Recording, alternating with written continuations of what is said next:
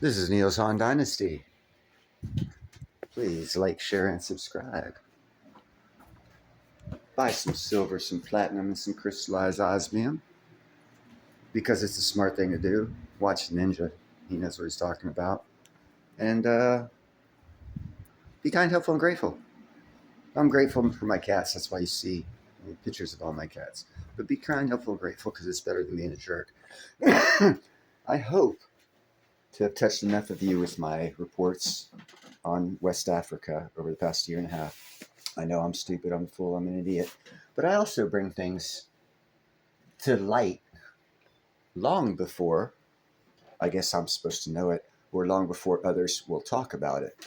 So the reports I've been bringing you about Burkina Faso, Mali, and Niger, I actually have known some stuff that because YouTube gives me so many daggone strikes, I don't tell, but I do a weave. And if you watch enough of my videos, things that are fixing to happen, you'll be like, holy crap, I know someone who was talking about that area of the country. I wonder why he was talking about that area of the country. Bum, bum, bum. This is why. This is Trump's shocking message to President Ibrahim Traoré, Izzy Africa. I am subscribed. I suggest you subscribe. You see that right there?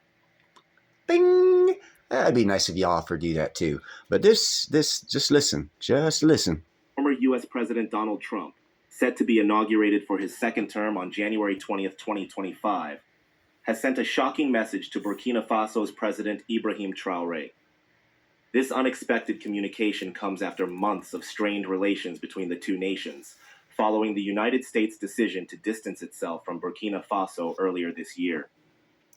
Okay, first off, as always, there's narratives. The narrative here is the dude said America. That's a lie. America never turned its back on Africa. The outgoing administration that lasted 4 years did. People don't understand the difference. If you can differentiate that, you can make a lot of money for one. But anyhow, let's get back to the story. America never forgot about them. As the world holds its breath, waiting for the official announcement, sources close to the White House have leaked snippets of Trump's message to President Traoré. The former president, known for his unorthodox approach to diplomacy, reportedly stated, "President Traoré, it's time to make Burkina Faso great again. We're coming back, bigger and better than ever. You've got problems, we've got solutions. Let's do this." This bold statement has sent shockwaves through diplomatic circles, leaving many to wonder about the implications for U.S.-Burkina Faso relations. Before we continue, just a gentle reminder to like and share our videos. Indeed, like and Also, share and subscribe to the them. channel to stay Indeed. informed on the latest African economic, political, and social developments, and explore how global geopolitics impact the continent. Now, And then also watch my narration on his version of how he sees it from his vision, and I bring it to you from an outside vision. Now let's continue. The relationship between Washington and Ouagadougou has been tumultuous in recent months. The United States' decision to step back from its involvement in Burkina Faso earlier this year left many questioning the future of their partnership. However, recent developments suggest a potential shift in this dynamic. On January 14, 2025, a pivotal meeting took place between Burkina Faso's new Prime Minister, Rimtalba Jean Emmanuel Ouedraogo, and U.S. Ambassador Joanne Lockhart in Ouagadougou. This high-level engagement marked a significant step towards rekindling the relationship between the two nations, which had been strained in recent months. During the meeting, Prime Minister Ouedraogo didn't mince words when addressing the U.S. ambassador. In a bold statement that echoed throughout the halls of power, he declared, "We intend to impose respect for Burkina Faso because the era of domination is forever over." This assertive stance signaled a new chapter in Burkina Faso's approach to international relations, one that demands mutual respect and equal partnership. The Prime Minister emphasized two key priorities during the discussions. First, he stressed the importance of security and sovereignty, highlighting Burkina Faso's commitment to combating terrorism and asserting its independence. Ouedraogo called for direct cooperation between the U.S. and Burkina Faso, rejecting outdated models of indirect or mediated collaboration. Secondly, the Prime Minister brought attention to Burkina Faso's agropastoral and fisheries offensive, a government initiative aimed at boosting agricultural production and enhancing food security. This focus on food sovereignty demonstrates Burkina Faso's determination to address its domestic challenges while engaging with international partners. Ambassador Lockhart, for her part, expressed the United States' commitment to strengthening ties with Burkina Faso. She emphasized that the main goal is to support and create a Burkina Faso that is strong, independent, and stable. The ambassador assured the Prime Minister that the U.S. would continue supporting the Burkinabe people and collaborating with the government to achieve shared objectives. This meeting set the stage for a potentially new era in U.S.-Burkina Faso relations, with both sides acknowledging the need for mutual respect and shared goals. As the new U.S. administration prepared to take office, the diplomatic engagement offered hope for continued collaboration and a more balanced partnership between the two nations. As Trump prepares to retake the Oval Office, speculation is rife about his plans for U.S.-Burkina Faso relations. Insiders suggest that the incoming administration is crafting a comprehensive strategy that aligns with Burkina Faso's priorities while serving U.S. interests in the region: security and sovereignty. Trump's message reportedly acknowledges Burkina Faso's emphasis on combating terrorism and asserting its sovereignty. The former president is said to have proposed a new model of direct cooperation, moving away from outdated indirect approaches. In a surprising move, Trump's message also touches on Burkina Faso's agropastoral and fisheries offensive. Sources claim that the incoming administration is prepared to support this initiative with cutting-edge American agricultural technology and expertise. Ambassador Lockhart's recent visit to the U.S. Africa Command, AFRICOM, headquarters in Stuttgart, Germany, offers insight into the Trump administration's potential approach to Burkina Faso. Pre-order the 2025 whole seed catalog now. Sahel region. The 3D strategy of defense, diplomacy, and development could indeed serve as the cornerstone of Trump's plan for engaging with Burkina Faso and addressing the complex challenges in the region. The defense component would focus on addressing the critical security concerns plaguing the Sahel. This could involve providing training, intelligence sharing, and logistical support to Burkina Faso's military forces to combat the growing threat of jihadist groups. However, the strategy would need to navigate the complexities of Burkina Faso's recent military coup and its strained relations with Western powers. On the diplomatic front, the Trump administration might seek to foster stronger bilateral ties based on mutual respect and shared interests. This could involve high-level engagements to rebuild trust and explore areas of cooperation, particularly in counterterrorism efforts. The approach would likely emphasize transactional relationships and direct engagement with Burkina Faso's leadership. The development aspect of the strategy could focus on supporting Burkina Faso's economic growth and food security initiatives. This might include targeted investments in agriculture, infrastructure, and job creation programs, particularly for youth. The Trump administration could leverage tools like the African Growth and Opportunity Act, AGOA, to promote trade and investment, although Burkina Faso's eligibility would need to be carefully considered.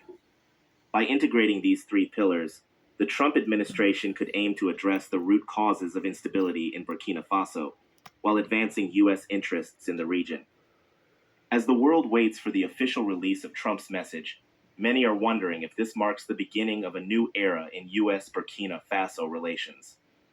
Will Trump's unconventional approach succeed where traditional diplomacy has faltered? The Prime Minister's words during his meeting with Ambassador Lockhart offer a glimmer of hope. The relationship between Washington and Ouagadougou is very strong, and with the new U.S. government that will take office starting Monday, I hope this collaboration will continue. As January 20th approaches, all eyes are on Washington and Ouagadougou. Will Trump's shocking message to President Traoré lead to a reinvigorated partnership? Or will it further complicate the delicate balance of international relations in the region? As mentioned earlier, the relationship between the United States and Burkina Faso has deteriorated significantly since Ibrahim Traoré took power in September 2022, reflecting broader shifts in the Sahel region. Traoré's coup, which ousted another military leader who had himself seized power earlier that year, marked a turning point in Burkina Faso's foreign policy orientation. Under Traoré's leadership, Burkina Faso has distanced itself from traditional Western partners, particularly France, and has shown increasing interest in closer ties with Russia. This shift mirrors similar moves by other Sahelian countries like Mali and Niger, which have also experienced coups and subsequently pivoted away from Western allies. The spate of coups in the Sahel has severely impacted U.S. counterterrorism efforts in the region. The U.S. had previously invested heavily in military cooperation with these countries, including establishing bases and providing training and equipment. However, the new military governments have been less receptive to U.S. presence and influence.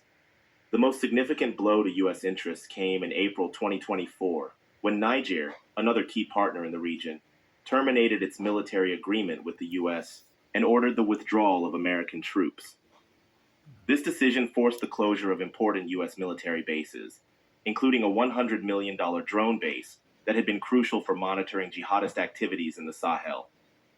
The closure of U.S. bases in Niger, coupled with the earlier French withdrawal from the region, has left a significant gap in Western counterterrorism capabilities in the Sahel.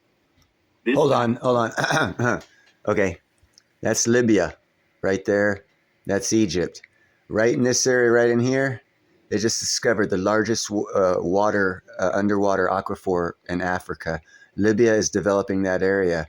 That means the jihadists, or the terrorist groups, are being pushed out this way. They're going to be pushed down this way. So there's a squeeze going on right now because the economic development is going to start in this area of the country, right, or the world right here, because of that discovery of fresh water.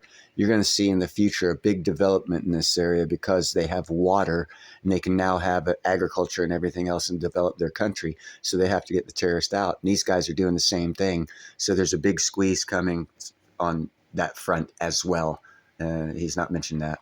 Vacuum has raised concerns about the potential for increased terrorist activity and the growing influence of Russia in the region.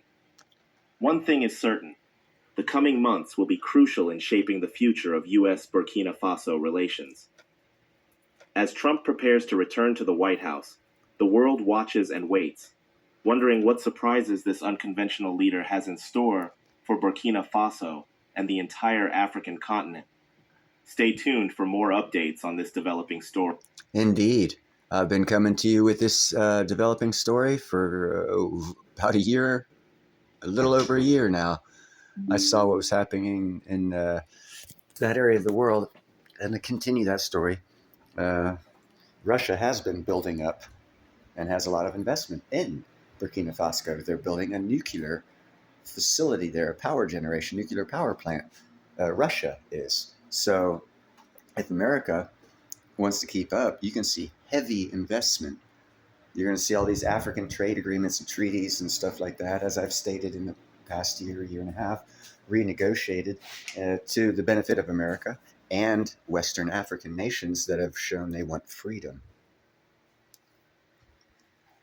He did say, make Africa great again, right? Read into that what you want. I know what I see. I've been talking about it for a year and a half. I hope you guys have a great day and take special interest in that area of the world for economic gain. If you're first to the field, you get the best seat. Analogy. Have a great day.